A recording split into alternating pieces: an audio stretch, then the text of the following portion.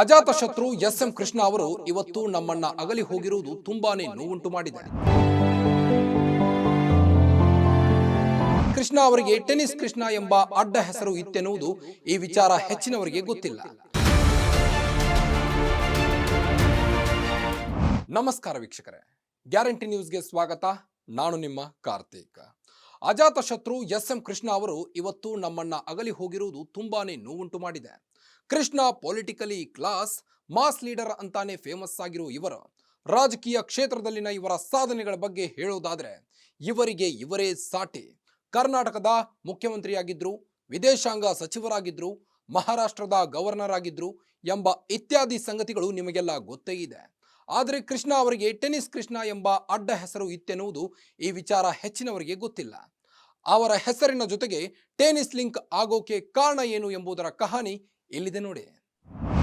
S ವೀಕ್ಷಕರೇ, SM. Krishna ಅವರು ಕರ್ನಾಟಕದ ಮುಖ್ಯಮಂತ್ರಿಯಾಗಿದ್ರು, ವಿದೇಶಾಂಗ ಸಚಿವರಾಗಿದ್ರು, ಮಹಾರಾಷ್ಟ್ರದ ಗವರ್ನರ್ ಆಗಿದ್ರು ಎಂಬ ಇತ್ಯಾದಿ ಸಂಗತಿಗಳು ಹೆಚ್ಚಿನವರಿಗೆ ಗೊತ್ತೇ ಇದೆ. ಆದರೆ ಕೃಷ್ಣ ಅವರಿಗೆ ಟೆನ್ನಿಸ್ ಕೃಷ್ಣ ಎಂಬ ಅಡ್ಡ ಹೆಸರು ಇತ್ತನ್ನೋ ವಿಚಾರ ಹೆಚ್ಚಿನವರಿಗೆ ಗೊತ್ತಿಲ್ಲ. ಎಸ್.ಎಂ. ಕೃಷ್ಣ ಅವರಿಗೆ ಟೆನ್ನಿಸ್ ಕೃಷ್ಣ ಎಂಬ ಹೆಸರು ಬರಲು ಕಾರಣವಿದೆ. ಕೃಷ್ಣಗೆ ಟೆನ್ನಿಸ್ ಆಟದ ಬಗೆ ಇದ್ದ ಪ್ರೀತಿಗಾಗಿ ಅವರನ್ನ ಪ್ರೀತಿಯಿಂದ ಟೆನ್ನಿಸ್ ಕೃಷ್ಣ ಎಂದು ಕರೆಯಲಾಗುತ್ತಿತ್ತಂತೆ. ಟೆನ್ನಿಸ್ ಕ್ರೀಡೆಯ ಬಗ್ಗೆ ಕೃಷ್ಣ ಅವರಿಗಿದ್ದ ಒಲವಿನ ಬಗ್ಗೆ ಕೃಷ್ಣ ಅವರ ಆತ್ಮಚರಿತ್ರೆ ಸ್ಮೃತಿ ವಾಹಿನಿಯಲ್ಲಿ ಉಲ್ಲೇಖಿಸಲಾಗಿದೆ. ಎಸ್.ಎಂ. ಕೃಷ್ಣ ಅವರಿಗೆ ಟೆನ್ನಿಸ್ ಆಟದ ಬಗ್ಗೆ ಇದ್ದ ಆಸಕ್ತಿ, ಸ್ವತಃ ಅವರು ಟೆನ್ನಿಸ್ನಲ್ಲಿ ತೊಡಗಿಸಿಕೊಳ್ಳುತ್ತಿದ್ದ ಬಗ್ಗೆ ಹಲವಾರು ಕುತೂಹಲಕಾರಿ ಸಂಗತಿಗಳನ್ನ ಸ್ಮೃತಿ ವಾಹಿನಿಯಲ್ಲಿ ಹೇಳಲಾಗಿದೆ. ಅಲ್ಲಿಂದ ಹೆಕ್ಕಿದ ಒಂದಿಷ್ಟು ವಿಚಾರಗಳು ಇಲ್ಲಿವೆ. ಎಸ್.ಎಂ. ಕೃಷ್ಣ ಅವರೊಡನೆ ಡಾಕ್ಟರ್ ಪಾವಗಡ ಪ್ರಕಾಶ್ ರಾವ್ ನಡೆಸಿದ ಸಂದರ್ಶನವನ್ನು ಆಧರಿಸಿ ರೂಪುಗೊಂಡಿರುವ ಕೃತಿ ಸ್ಮೃತಿ ವಾಹಿನಿ. Doctor KR. ಕಮಲೇಶ್ ಅವರ ಸೊಗಸಾದ ನಿರೂಪಣೆ ಈ ಕೃತಿಯಲ್ಲಿದೆ.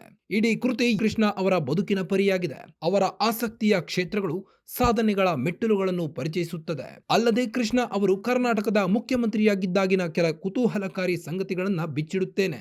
ಸೋಮನಹಳ್ಳಿಯ ಮಲ್ಲಯ್ಯ ಕೃಷ್ಣ ಅವರು ವಿದ್ಯಾರ್ಥಿ ಜೀವನದಿಂದಲೂ ಟೆನ್ನಿಸ್ ಕ್ರೀಡೆಗೆ ತನ್ನನ್ನು ಅರ್ಪಿಸಿಕೊಂಡಿದ್ದವರು. ಕರ್ನಾಟಕದ ಮುಖ್ಯಮಂತ್ರಿಗಳಾಗಿದ್ದಾಗ ಕರ್ನಾಟಕ ಟೆನ್ನಿಸ್ ಅಸೋಸಿಯೇಷನ್ ಪದಾಧಿಕಾರಿಗಳಾದ ಎಸ್. ಸುಂದರ್ರಾಜ್, ಆರ್. ತಿಪ್ಪೇಸ್ವಾಮಿ ಮತ್ತಿತರರು ಕೃಷ್ಣ ಅವರನ್ನು ಭೇಟಿ ಮಾಡಿ ಬೆಂಗಳೂರಿನಲ್ಲಿ ಟೆನ್ನಿಸ್ ಕ್ರೀಡೆಯ ಅಭಿವೃದ್ಧಿಗಾಗಿ ಏನಾದರೂ ಮಾಡಬೇಕೆಂದು ಕೇಳಿಕೊಂಡಿದ್ದರು. ಸ್ವತಃ ಟೆನ್ನಿಸ್ ಆಟದಲ್ಲಿ ಆಸಕ್ತಿ ಇದ್ದಿದ್ದರಿಂದ ಕೃಷ್ಣ ಅವರು ಅದಕ್ಕೆ ಸ್ಪಂದಿಸಿದ್ದರು. ಎಸ್.ಎಂ. ಕೃಷ್ಣ ಅವರು ಟೆನ್ನಿಸ್ ಕ್ರೀಡೆಯ ಮೂಲಕ ತಮ್ಮ ಪರಿಪೂರ್ಣ ವ್ಯಕ್ತಿತ್ವ ರೂಪಿಸಿಕೊಳ್ಳಲು ಪ್ರಯತ್ನ ಮಾಡಿದ್ದಾರೆ. ಟೆನ್ನಿಸ್ ಆಟಗಾರರಲ್ಲಿರಬೇಕಾದ ಏಕಾಗ್ರತೆ, ಶ್ರದ್ಧೆ, ಅಭ್ಯಾಸ ಹಾಗೂ ತನ್ಮಯತೆ ಅವರಲ್ಲಿತ್ತು. ಪ್ರತಿ ಭಾನುವಾರ ಬೆಂಗಳೂರಿನ Karnataka state lawn tennis association KSLTA ಸ್ಟೇಡಿಯಂಗೆ ಬಂದು ಯಾವುದಾದರೂ ಮ್ಯಾಚ್ಗಳಲ್ಲಿ ಪಾಲ್ಗೊಳ್ಳುತ್ತಿದ್ರು. ವಿಂಬಲ್ಡನ್ ಪಂದ್ಯಗಳು ಎಲ್ಲೇ ನಡೆದರೂ ಕೃಷ್ಣ ಅಲ್ಲಿಗೆ ತೆರಳಿ ಪಂದ್ಯ ನೋಡುತ್ತಿದ್ರು. ಸಮಯದ ಅಭಾವವಾದಾಗ ದೂರದರ್ಶನದ ಮೂಲಕವಾದರೂ ಪಂದ್ಯ ವೀಕ್ಷಿಸುವುದನ್ನು ಮರೆಯುತ್ತಿರಲಿಲ್ಲ. ಗುಣಮಟ್ಟದ ಟೆನ್ನಿಸ್ ಕ್ರೀಡಾಂಗಣ 2000ನೇ ಇಸ್ವಿಯಲ್ಲೇ ಅಂದರೆ SMK ಕಾಲದಲ್ಲಿ ಬೆಂಗಳೂರಿನಲ್ಲಿ ಇಂಟರ್ನ್ಯಾಷನಲ್ ಗುಣಮಟ್ಟದ ಟೆನ್ನಿಸ್ ಕ್ರೀಡಾಂಗಣ ಸಿದ್ಧವಾಯಿತು. ಏಷ್ಯಾ ಖಂಡದಲ್ಲಿಯೇ ಮೊದಲ ಬಾರಿಗೆ ATP ವರ್ಲ್ಡ್ ಡಬಲ್ಸ್ ಚಾಂಪಿಯನ್ಶಿಪ್ 2000 ಅನ್ನು ಬೆಂಗಳೂರಿನಲ್ಲಿ ಆಯೋಜಿಸಲಾಯಿತು.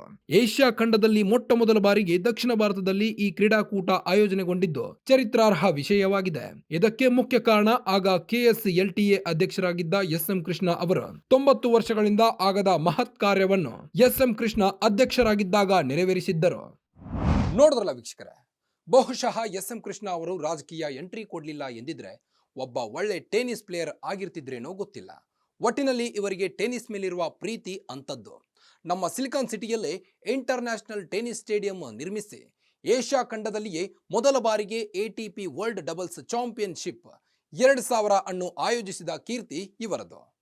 ಮತ್ತಷ್ಟು ಸುದ್ದಿಗಳಿಗಾಗಿ ನೋಡ್ತಾ ಇರಿ ಗ್ಯಾರಂಟಿ ನ್ಯೂಸ್. ಸುದ್ದಿ ಖಚಿತ, ನ್ಯಾಯ ನಿಶ್ಚಿತ. ಗ್ಯಾರಂಟಿ ನ್ಯೂಸ್, ಸುದ್ದಿ ಖಚಿತ, ನ್ಯಾಯ ನಿಶ್ಚಿತ.